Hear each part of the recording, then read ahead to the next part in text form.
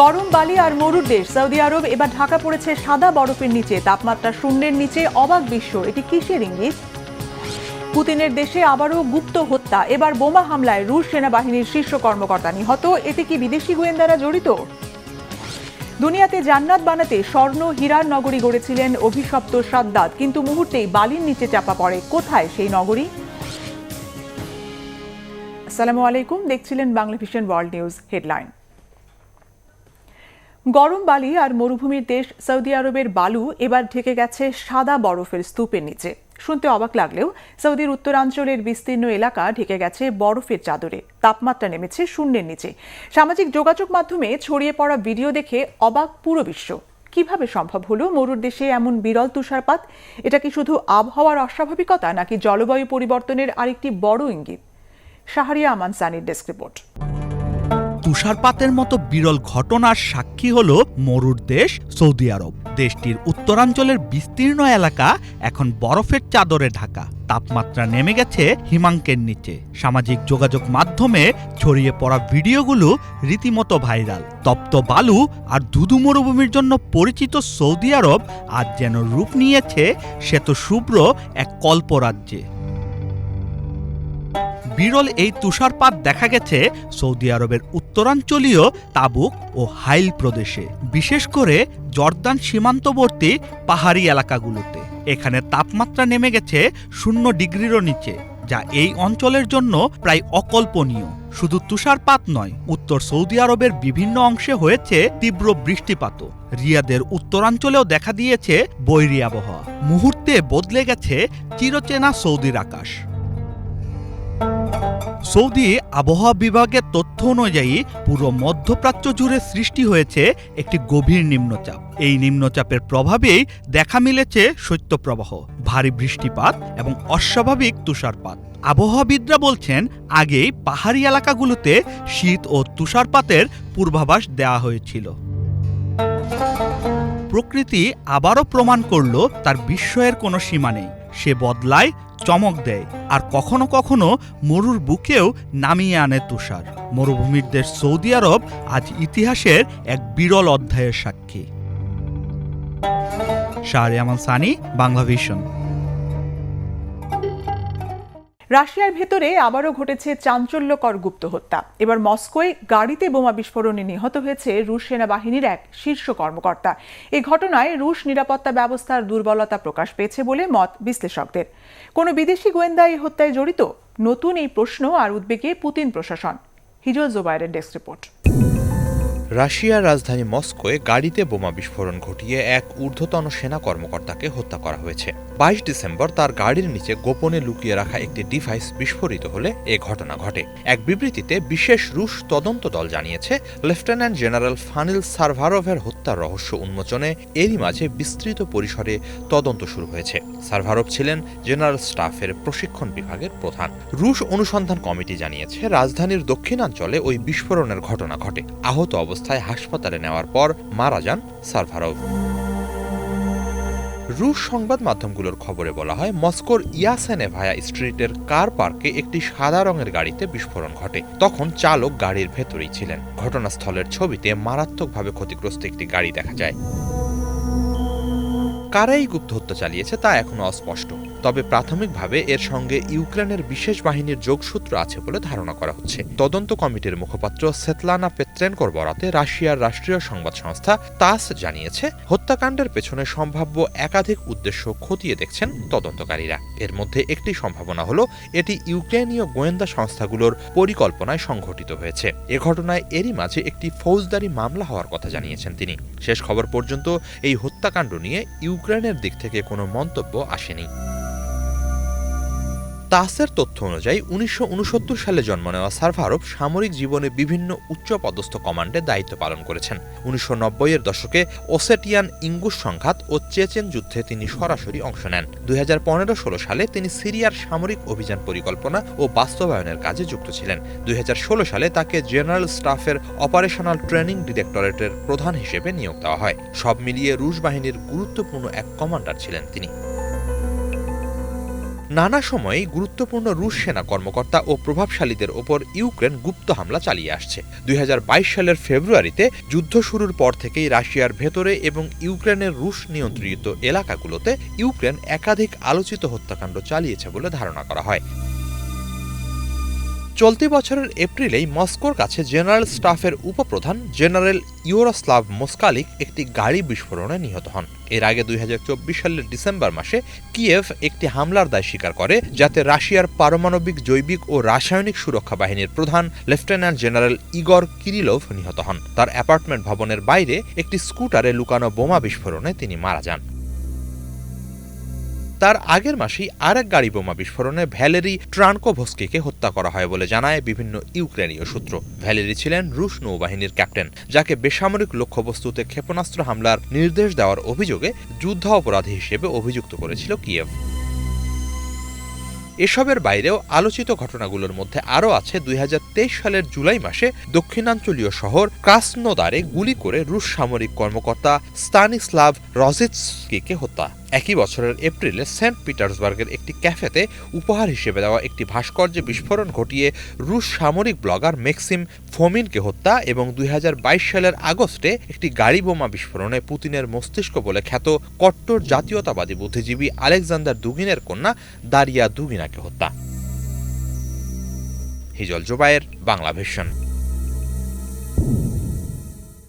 বাংলাদেশি সংখ্যালঘু নির্যাতনের অভিযোগ তুলে কলকাতায় পার্ক সার্কাসে বাংলাদেশ ডেপুটি হাইকমিশনের সামনে বিক্ষোভ করেছে কংগ্রেস নেতাকর্মীরা। এদিকে ভারতের কেরালায় বাংলাদেশি সন্দেহে পিটিয়ে মারা হয়েছে এক হিন্দু যুবককে। নিহত শ্রমিকের নাম রামনারায়ণ। ছত্তিশগড়ের শক্তি জেলার 31 বছর বয়সী ওই যুবক কাজের সন্ধানে কেরালার পাল্লাকারে গিয়েছিলেন। 8 ও 10 বছর বয়সী দুটি ছেলে রয়েছে তার। বাংলাদেশি সন্দেহে পিটিয়ে হত্যা করা ওই যুবকের পরিবারকে 10 লাখ রুপি ক্ষতিপূরণ আর দোষীদের শাস্তির আওতায় আনার আশ্বাস দিয়ে 5 জনকে গ্রেপ্তার করেছে কেরালা রাজ্য সরকার। গত 17 ডিসেম্বর এক আত্মীয়ের সঙ্গে ঘুরতে বের হয়ে পথ হারিয়ে ফেলেন ওই যুবক। সন্দেহের বশে জিজ্ঞাসাবাদের পর তাকে বাংলাদেশি আখ্যা দিয়ে পিটিয়ে মেরে ফেলে স্থানীয়রা। এদিকে নয়াদিল্লিতে বাংলাদেশ হাইকমিশনে হামলা ও হুমকির দ্বিতীয় দিন পশ্চিমবঙ্গের পার্ক সার্কাসে বিক্ষোভ হয়েছে বাংলাদেশ ডেপুটি হাইকমিশনের সামনে। বাংলাদেশের সংখ্যালঘু হিন্দু সম্প্রদায়ের উপর ক্রমাগত নির্যাতন, মন্দির ভাঙচুর, লুটপাট ও হিন্দু যুবকদের গণধোলাইয়ের অভিযোগ তুলে এই বিক্ষোভের ডাক দিয়েছিল কংগ্রেসের মাইনরিটি ডিপার্টমেন্ট এবং যুব কংগ্রেস। পুলিশ ব্যারিকেড দেওয়ায় বিক্ষোভকারীদের সঙ্গে ধস্তাধস্তিও হয়েছে। একই অভিযোগে বেঙ্গলি পরিষদের ডাকে আজ বিক্ষোভ কর্মসূচি পালিত হয়েছে আসামের কয়েক জায়গায়। মিছিল হয়েছে জাগি রোড, লঙ্কা ও বিজনি এলাকায়ও। একসময়ের দুই বন্ধু দেশ এখন পরিণত হয়েছে চরম শত্রুতে। দীর্ঘদিন ধরেই ঘনিষ্ঠ সম্পর্ক ছিল যুক্তরাষ্ট্র ও ভেনিজুয়েলার মধ্যে। তবে তেল খাত রাষ্ট্রীয়করণ, হিউগো স্যাভেজের ক্ষমতায় আসা এবং পরবর্তী রাজনৈতিক দ্বন্দ্বে সেই সম্পর্ক ধীরে ধীরে বৈরিতায় রূপ নেয়। সম্প্রতি শত্রুতা এতটাই তীব্র হয়েছে যে কোনো মুহূর্তে ট্রাম্পের আমেরিকার আগ্রাসনের শিকার হওয়ার শঙ্কায় ভেনিজুয়েলার মাদুরো সরকার। কিভাবে বন্ধু থেকে শত্রু হলো তারা? কোথায় গিয়ে ঠেকবে এই দ্বন্দ্ব? মোর্শেদ আলমের ডেস্ক রিপোর্ট। যুক্তরাষ্ট্রের ঘনিষ্ঠ বন্ধু থেকে শত্রুতে পরিণত হয়েছে ভেনিজুয়েলা। দুই দেশকে এখন দেখা হয় চরম বৈরিতার দুই প্রান্তে দাঁড়ানো দেশ হিসেবে। কিন্তু এই সম্পর্ক একসময় এমন ছিল না, বরং তেল, কৌশলগত স্বার্থ আর স্নায়ুযুদ্ধের বাস্তবতায় 4 দশকের বেশি সময় ধরে ওয়াশিংটনের ঘনিষ্ঠ বন্ধু ছিল কারাকাস। কিন্তু কিভাবে সেই বন্ধুতা রূপ নিল শত্রুতায়? 1958 সালের মে মাস ভেনেজুয়েলা সফরে গিয়ে জনরোষের মুখে পড়েন যুক্তরাষ্ট্রের তৎকালীন ভাইস প্রেসিডেন্ট রিচার্ড নিক্সন। রাজধানীর কারাকাসে তার গানে বহর ঘিরে ধরে উত্তেজিত জনতা। কারণ ক্ষমতাচ্যুত ভেনেজুয়েলার স্বৈরশাসক মার্কোস পেরেজ হিমেনেজকে আশ্রয় দিয়েছিল যুক্তরাষ্ট্র। সেই ক্ষোভেই বিস্ফোরিত হয়েছিল রাস্তায়। যদিও শেষ পর্যন্ত অক্ষতভাবেই সফর শেষ করেন নিক্সন, এমন তথ্য উঠে এসেছে নিউ ইয়র্ক টাইমসে।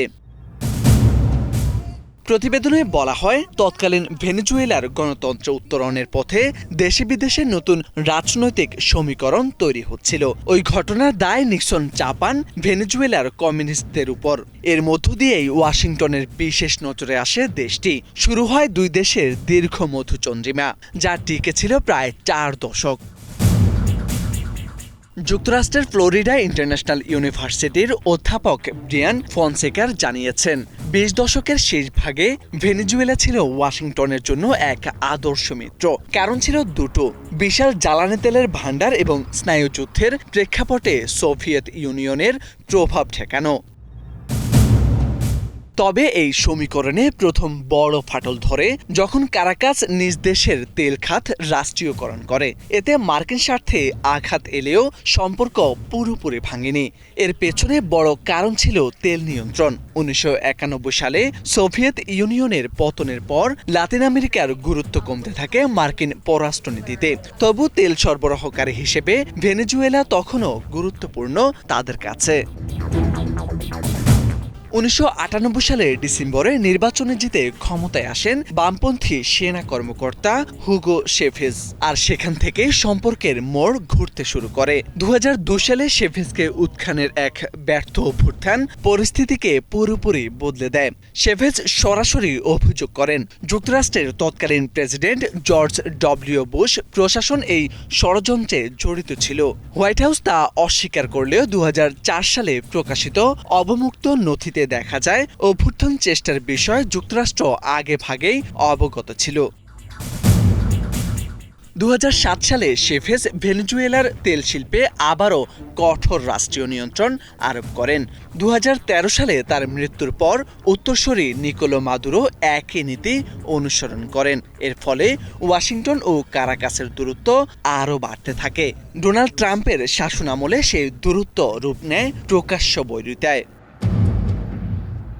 ট্রাম্প প্রশাসনের অভিযোগ, ভেনেজুয়েলা থেকে অভিবাসন ও মাদক পাচার যুক্তরাষ্ট্রের জাতীয় নিরাপত্তার জন্য হুমকি। মাদুরো সরকারের পতন চান ট্রাম্প, এমনকি সামরিক হস্তক্ষেপের ইঙ্গিতও দিয়েছিল ওয়াশিংটন। গেল কিছুদিন ধরে দুই দেশের উত্তেজনা আরও চরমে ঠেকেছে। ভেনেজুয়েলার অভিযোগ, তাদের উপকূলের কাছে আন্তর্জাতিক জলসীমায় জ্বালানি তেলবাহী নৌযানকে ধাওয়া, জ্বালানি তেলের ট্যাঙ্কার অবরুদ্ধ সহ বেশ কিছু অভিযোগ তুলেছে ওয়াশিংটনের বিরুদ্ধে। তবে দুই দেশের দ্বন্দ্ব কোন দিকে মোড় নেয় তা নির্ধারণ করবে আগামীর রাজনীতি, তেল আর ভূকৌশলগত স্বার্থের নতুন সমীকরণ। মোর্শেদ আলম, বাংলা ভিশন। গাজার রণাঙ্গনে ঝরানো রক্ত আর ধ্বংসলীলাকে সাফল্যের প্রমাণ হিসেবে উপস্থাপন করে বিশ্বজুড়ে কোটি কোটি ডলারের অর্ডার বাগিয়ে নিচ্ছে ইসরায়েল। গাজা ভূখণ্ডে নতুন সব ড্রোন আর মিসাইল সিস্টেমের সাফল্য এখন আন্তর্জাতিক ক্রেতাদের টানতে বড় হাতিয়ার হয়ে উঠেছে। সম্প্রতি বিশ্বব্যাপী ইসরায়েল অস্ত্রের রমরমা ব্যবসা নিয়ে প্রতিবেদন প্রকাশ করে সংবাদ মাধ্যম আল জাজিরা। প্রতিবেদনে বলা হয়, ২০২৪ সালে ইসরায়েল প্রায় $15 বিলিয়ন অস্ত্র বিক্রি করেছে, যা আগের বছরের তুলনায় 13% বেশি। মীর ফজদের আপডেট ডেস্ক রিপোর্ট। গাজার ধ্বংসস্তূপ যখন মানবিক বিপর্যয়ের সাক্ষী ইসরায়েলের প্রতিরক্ষা শিল্পে, তখন রেকর্ড মুনাফার উৎসব। ইসরায়েলি অস্ত্র নির্মাতাদের জন্য গাজা যেন নতুন প্রযুক্তির ল্যাবরেটরি, অস্ত্র বিক্রির লাইভ শোরুম। গাজার রণাঙ্গনে ঝরানো রক্ত আর ধ্বংসলীলাকে সাফল্যের প্রমাণ হিসেবে উপস্থাপন করে বিশ্বজুড়ে কোটি কোটি ডলারের অর্ডার বাগিয়ে নিচ্ছে ইসরায়েল। গাজা উপত্যকায় ব্যবহৃত নতুন সব ড্রোন আর মিসাইল সিস্টেমের সাফল্য এখন আন্তর্জাতিক ক্রেতাদের টানতে বড় হাতিয়ার হয়ে উঠেছে। ফিলিস্তিনে গণহত্যা সংক্রান্ত বিচার প্রক্রিয়া চলমান। আন্তর্জাতিক অপরাধ আদালত ইসরায়েলের প্রধানমন্ত্রী বেনিয়ামিন নেতানিয়াহুর বিরুদ্ধে গ্রেফতারি পরোয়ানা জারি করেছে। কিন্তু এর পরও বিশ্বের বিভিন্ন দেশ নজিরবিহীন মাত্রায় তেল আবিবের কাছ থেকে অস্ত্র কিনছে, আর এক্ষেত্রে গাজা যুদ্ধের অভিজ্ঞতাকে বিপণনের হাতিয়ার হিসেবে ব্যবহার করছে ইসরায়েলের কোম্পানিগুলো। গত বছরের ডিসেম্বরে তেল আবিবে অনুষ্ঠিত হয় ইসরায়েল ডিফেন্স টেক উইক। সে সময় ওয়াল স্ট্রিট জার্নালের এক প্রতিবেদনে বলা হয়, ওই মেলায় উপস্থিত বিদেশি প্রতিনিধিদের কাছে গাজা যুদ্ধের ড্রোন ও নজরদারি প্রযুক্তির সাফল্য তুলে ধরা হয়। প্রদর্শনীতে একটি ভিডিও দেখানো হয় যেখানে গাজার একটি ভবনে ইসরায়েলি ড্রোন আঘাত আনার দৃশ্য ছিল। চলতি বছরের ফেব্রুয়ারিতে এক রিপোর্টেও একই রকম তথ্য দেয় ওমেগা রিসার্চ ফাউন্ডেশন, যেখানে বলা হয় এলবিট সিস্টেমস এবং রাফায়েল সহ প্রায় ৩০টি ইসরায়েলি কোম্পানি তাদের পণ্যগুলোকে ব্যাটেল টেস্টেড বা যুদ্ধে পরীক্ষিত হিসেবে প্রচার করেছে। সবশেষ গত সেপ্টেম্বরে পোল্যান্ডে অনুষ্ঠিত MSPO মেলাতে একই ঘটনা ঘটে। পোলস্কি রেডিওর তথ্য বলছে, সে মেলায় ক্রেতাদের আকৃষ্ট করতে গাজা যুদ্ধে ব্যবহৃত হারমিস 450 ড্রোন এবং স্পাইক মিসাইল প্রদর্শন করে ইসরায়েল। এ বিষয়ে তথ্য প্রমাণসহ প্রায় ৩০০ পৃষ্ঠার একটি বই লিখে ফেলেছেন অস্ট্রেলীয় সাংবাদিক অ্যান্টনি লোয়েনস্টাইন। বিখ্যাত বই দ্য প্যালেস্টাইন ল্যাবরেটরিতে তিনি বিস্তারিত প্রমাণ দিয়েছেন কিভাবে ইসরায়েল কয়েক দশক ধরে ফিলিস্তিনিদের ওপর তাদের অস্ত্র পরীক্ষা করে এবং পরে সেগুলো বিশ্ববাজারে কমব্যাট প্রোভেন লেভেল দিয়ে বিক্রি করে। ২১ ডিসেম্বর বিশ্বব্যাপী ইসরায়েলি অস্ত্রের রমরমা ব্যবসা নিয়ে প্রতিবেদন প্রকাশ করে সংবাদ মাধ্যম আল জাজিরা। প্রতিবেদনে বলা হয় ২০২৪ সালে ইসরায়েল প্রায় $15 বিলিয়ন অস্ত্র বিক্রি করেছে, যা আগের বছরের তুলনায় 13% বেশি। ইসরায়েলি অস্ত্রের সবচেয়ে বড় ক্রেতা ইউরোপ, এর পরের অবস্থানে রয়েছে Bharat. Stockholm international piece research institute SIPRI এর তথ্য অনুযায়ী 2024 সালে বিশ্বের শীর্ষ 100টি অস্ত্র উৎপাদনকারী প্রতিষ্ঠান অস্ত্র ও সামরিক সেবা বিক্রি করে আয় করেছে রেকর্ড $679 বিলিয়ন, যার মধ্যে SIPRI এর তালিকায় আছে 3টি ইসরায়েলি কোম্পানি, যাদের সম্মিলিত আয় $16 বিলিয়নেরও বেশি। গাজার মানবিক বিপর্যয় যেখানে বিশ্ব বিবেককে নাড়িয়ে দিচ্ছে, সেখানে যুদ্ধের ময়দানকে বাণিজ্যিক গবেষণাগারে রূপান্তর করা নিয়ে উঠছে চরম নৈতিক প্রশ্ন। গাজার ধ্বংসস্তূপ থেকে সংগৃহীত এই সাফল্যের খতিয়ান দিয়ে ইসরায়েল কেবল অস্ত্রই বিক্রি করছে না, বরং যুদ্ধের ভয়াবহতাকেই এক লাভজনক পণ্যে রূপান্তর করেছে। মুনাফার এই উৎসব শেষ পর্যন্ত বিশ্ব শান্তিকে কোথায় নিয়ে দাঁড় করাবে, সেটিই এখন বড় প্রশ্ন। মীর ফজলে রাব্বি, বাংলা ভিশন। দুনিয়াতে স্বর্ণ হীরা দিয়ে জান্নাত বানাতে ইরাম নগরী গড়ে তুলেছিলেন অভিশপ্ত বাদশাহ সাদ্দাত ইবনে আদ। কিন্তু কোরআনে বর্ণিত এই ইরাম নগরীতে সাদ্দাত পা রাখার আগেই আল্লাহর হুকুমে এক নিমিষেই বালির নিচে চাপা পড়ে ধ্বংস হয় সেই অহংকার। আরব মরুভূমির বুকে স্বর্ণের স্তম্ভে ঘেরা এক অতুলনীয় শহর, আদ জাতির অহংকার আর করুণ পরিণতির গল্প আজও মানুষকে বিস্মিত করে। স্যাটেলাইট চিত্র ও আধুনিক খনন কাজে ওমান অঞ্চলে পাওয়া ধ্বংসাবশেষ কি সেই ইরামেরই অংশ? কি বলছেন গবেষকেরা? ডেস্ক রিপোর্টে জানাচ্ছেন ইমরান মাহমুদ। অবশেষে কি খুঁজে পাওয়া গেল কোরআনে বর্ণিত হারিয়ে যাওয়া নগরী ইরাম, যাকে বলা হয় অ্যাটলান্টিস অফ দ্য স্যান্ড। কথিত আছে আরব উপদ্বীপের বিস্তীর্ণ মরুভূমির বুকে একসময় দাঁড়িয়েছিল স্বর্ণের স্তম্ভে ঘেরা এক অতুলনীয় নগরী, যার সমকক্ষ শহর পৃথিবীতে আর ছিল না। এই নগরীর নামই ইরাম। পবিত্র কোরআনে এই শহরের কথা উল্লেখ আছে, আর এর সঙ্গে জড়িয়ে আছে আদ জাতির করুণ পরিণামের ইতিহাস। আর মহাকাশ থেকে স্যাটেলাইটের মাধ্যমে সেই শহর খুঁজে পাওয়ার দাবি করছেন একদল গবেষক। সত্যি কি খুঁজে পাওয়া গেল আদ জাতির শহরের ধ্বংসাবশেষ? ইরাম মূলত আদ জাতির নগর হিসেবে পরিচিত। আদ জাতি ছিল হযরত নূহ আলাইহিসসালামের বংশধর ও প্রাচীন শক্তিশালী এক জাতি। তারা শারীরিকভাবে ছিল অত্যন্ত শক্তিশালী, প্রযুক্তি ও নির্মাণ কৌশলে ছিল অগ্রসর। পবিত্র কোরআনে আল্লাহ বলেন, আপনি কি দেখেননি আপনার প্রতিপালক আদ জাতির সঙ্গে কি করেছিলেন? ইরাম স্তম্ভ বিশিষ্ট নগরীর অধিবাসীদের সঙ্গে, যার মতো নগরী দুনিয়ায় আর সৃষ্টি করা হয়নি।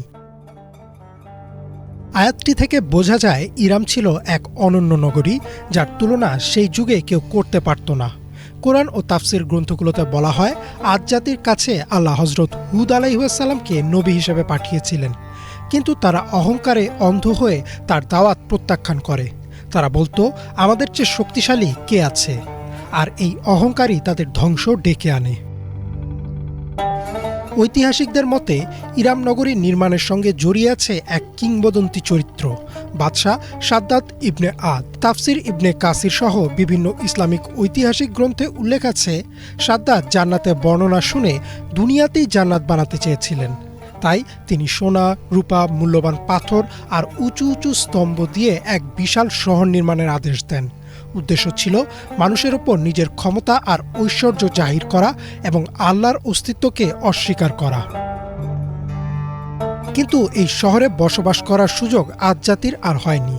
কোরআনে বলা হয়েছে আল্লাহ তাদের উপর পাঠান এক ভয়ঙ্কর ঠান্ডা ঝড়, যা টানা 7 রাত ও 8 দিন ধরে বয়ে যায়। সেই ঝড়ে পুরো জাতিকে উপড়ে ফেলা হয়। তারা এমনভাবে ধ্বংস হয় যেন কাটা খেজুর গাছ পড়ে আছে।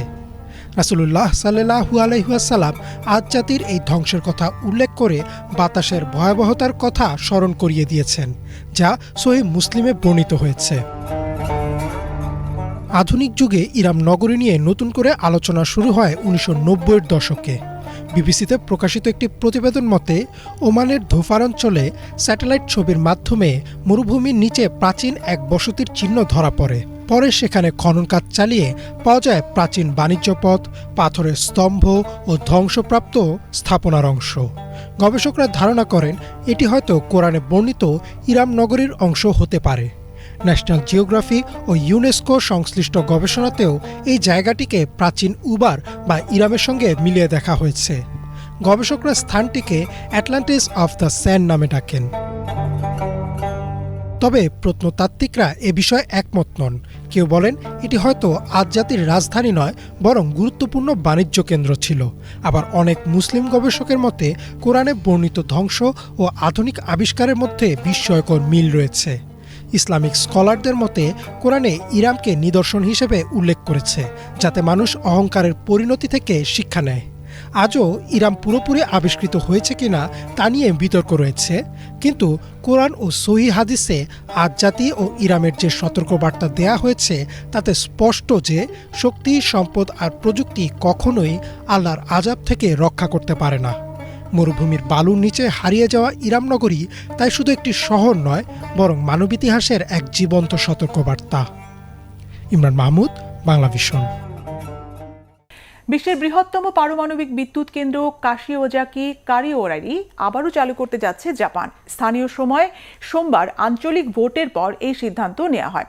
টোকিও থেকে প্রায় 220 কিলোমিটার উত্তর পশ্চিমের নিগাতা অঞ্চলে কাশিওজাকি কারিওয়া পারমাণবিক বিদ্যুৎ কেন্দ্রটির অবস্থান। 2011 সালে ভয়াবহ ভূমিকম্প এবং সুনামিতে ফুকুশিমা দাইচি কেন্দ্র মারাত্মকভাবে ক্ষতিগ্রস্ত হওয়ার পর বন্ধ ঘোষণা করা 54টি পারমাণবিক চুল্লির এটি একটি। আগামী 20 জানুয়ারি ওই বিদ্যুৎ কেন্দ্রের 7টি চুল্লির মধ্যে একটি আবারও চালুর কথা বিবেচনা করা হচ্ছে। তবে পারমাণবিক বিদ্যুৎ কেন্দ্রটি নতুন করে চালু করা নিয়ে স্থানীয় বাসিন্দারা উদ্বেগ জানিয়েছেন। গেল অক্টোবরে নিগাতা অঞ্চলের এক জরিপে দেখা যায় সেখানকার 60% বাসিন্দা বিদ্যুৎ কেন্দ্রটি নতুন করে চালুর প্রয়োজনীয় শর্তগুলো পূরণ করা হয়নি বলে মত দিয়েছে। আমেরিকান যৌন অপরাধী জেফ্রি অ্যাপস্টেইনের ফাইল থেকে মার্কিন প্রেসিডেন্ট ডোনাল্ড ট্রাম্পের ছবি সরিয়ে নেওয়ার 24 ঘন্টার মধ্যে তুমুল চাপের মুখে ছবি আবারও প্রকাশ করেছে আমেরিকার বিচার বিভাগ। এর আগে যৌন কেলেঙ্কারিতে নির্যাতিতাদের পরিচয় জানাজানি হয়ে যাওয়ার শঙ্কায় ছবিটি সরিয়ে ফেলার সিদ্ধান্ত নেওয়া হয়। তবে ডেমোক্রেট নেতাদের চাপের মুখে আবারও ছবিটি প্রকাশ করতে বাধ্য হয় UN department of justice. Sanjida Islam তন্নির ডেস্ক রিপোর্ট। যৌন অপরাধী জেফ্রি অ্যাপস্টেইনের সাথে মার্কিন প্রেসিডেন্ট ডোনাল্ড ট্রাম্পেরই বন্ধুত্ব বা সখ্যতা বেশি ছিল, সাবেক মার্কিন প্রেসিডেন্ট ও ডেমোক্র্যাট নেতা বিল ক্লিন্টনের নয়। এমন দাবি করে মার্কিন বিচার বিভাগের এক পদক্ষেপের বিরুদ্ধে তীব্র প্রতিবাদ ও ক্ষোভ জানিয়েছেন দেশটির ডেমোক্র্যাট নেতারা। প্রশ্ন তুলেছেন বিচার বিভাগের স্বচ্ছতা নিয়েও। তারা বলছেন জেফ্রি অ্যাপস্টেইনের যৌন অপরাধের প্রকাশিত নথিতে 3 লাখেরও বেশি পৃষ্ঠায় বারবার নাম উঠে এসেছে বিল ক্লিন্টনের। অথচ অ্যাপস্টেইন ঘনিষ্ঠ মিত্র হিসেবে পরিচিত ডোনাল্ড ট্রাম্পের বিষয়ে কোনো তথ্য সেখানে ছিল না বলেও অভিযোগ তুলেছে ডেমোক্র্যাট শিবির।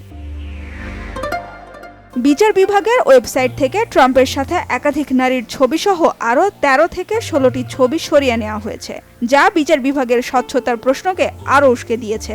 তবে ডেমোক্রেট নেতাদের প্রতিবাদের মুখে সরিয়ে ফেলা ছবি আবারও ফাইলে যুক্ত করতে বাধ্য হয়েছে মার্কিন ডিপার্টমেন্ট অব জাস্টিস। মার্কিন প্রেসিডেন্টের কারণে নয়, বরং যৌন কেলেঙ্কারিতে নির্যাতিত নারীদের পরিচয় প্রকাশ হয়ে যাওয়ার আশঙ্কা থেকেই ছবিগুলো সরিয়ে ফেলা হয়েছিল বলে আত্মপক্ষ সমর্থন করে জানান deputy attorney general Todd Blanche. অ্যাপস্টেইনের ফাইল নিয়ে শুধু ডেমোক্রেট নেতারাই নয়, প্রকাশিত তথ্যের সত্যতা নিয়ে সংশয় দেখা দিয়েছে সাধারণ আমেরিকানদের মাঝেও। সেই সংশয় আরও বাড়িয়েছে মার্কিন বিচার বিভাগের ছবি সরিয়ে নেওয়ার ইস্যুটি। আমাদের পরিচিত কিছু ব্যক্তির সাথে অ্যাপস্টেইনের ছবি রয়েছে। আমরা সবাই তাদের সম্পর্কের বিষয়টি জানি, তবে পর্দার আড়ালে কি ঘটছে তার কোনো উত্তর নেই। এটা স্পষ্ট, ফাইলে থাকা ট্রাম্পের তথ্য লুকাতেই এটি প্রকাশ করতে দেরি হয়েছে। আমি অবাক নই, প্রতিটি ঘন্টা এক একটি দিন এবং সপ্তাহ সময় নেওয়া হয়েছিল যেন ট্রাম্পের সম্পর্কে কোনো তথ্য জনসাধারণ জানতে না পারে। about Trump and the file. যৌন অপরাধী জেফ্রি অ্যাপস্টেইনের ফাইল প্রকাশ করা নিয়ে আগে থেকেই চাপের মুখে ছিলেন মার্কিন প্রেসিডেন্ট ডোনাল্ড ট্রাম্প। ফাইলে থাকা মূল তথ্যগুলোর কিছু অংশ মাত্র প্রকাশ করা হয়েছে। বাকিগুলো প্রকাশ হলে ডোনাল্ড ট্রাম্পের রাজনৈতিক ইমেজ আরও বেশি হুমকির মুখে পড়তে পারে বলে মনে করছেন বিশ্লেষকরা। এরই মধ্যে নিজ দলের সদস্যদের সাথে এই ইস্যুতে প্রেসিডেন্টের মতবিরোধও শুরু হয়েছে। সানজিদা ইসলাম তন্নি, বাংলা ভিশন, নিউজ ডেস্ক। মালয়েশিয়ায় দুর্নীতি মামলায় কারাবন্দী সাবেক প্রধানমন্ত্রী নাজিব রাজাকের নিজের বাসায় গৃহবন্দী থাকার আবেদন খারিজ করেছে আদালত। আরেকটি দুর্নীতি মামলার রায় ঘোষণার 4 দিন আগে আদালতের এই সিদ্ধান্ত ইঙ্গিতপূর্ণ বলে মনে করছেন বিশ্লেষকেরা। রাষ্ট্রীয় তহবিল ওয়ান মালয়েশিয়া ডেভেলপমেন্ট বারহাদ 1MDB থেকে অর্থ আত্মসাতের আসামি সাবেক প্রধানমন্ত্রী নাজিবকে রাজধানী কুয়ালালামপুরের হাইকোর্টে তোলা হলে আপিল আবেদন খারিজ করে দেন বিচারক। এই মামলায় মালয়েশিয়ার রাজার হস্তক্ষেপ ও সাজা কমাতে রাজি হওয়ার ঘটনায় সমালোচনাও করেছেন বিচারপতি এলিস লোকি। 99 লাখ মার্কিন ডলার আত্মসাতের মামলায় 2022 সালের অগাস্ট থেকে 12 বছর মেয়াদী কারাভোগ করছেন নাজিব। সাজার বাকিটার সময় কারাগারের পরিবর্তে নিজের বাসায় গৃহবন্দী থাকার আবেদন করেছিলেন তিনি। আগামী শুক্রবার 1MDB মামলার আরেকটি রায় ঘোষণা হবে। ক্ষমতার অপব্যবহারের অভিযোগ প্রমাণ হলে সর্বোচ্চ 20 বছর এবং অর্থ পাচারের প্রতিটি অভিযোগে 5 বছর করে কারাদণ্ড হতে পারে নাজিবের। 1MDB থেকে 55 কোটি 40 লাখ ডলার আত্মসাৎ সহ 21টি দুর্নীতি মামলার আসামি তিনি।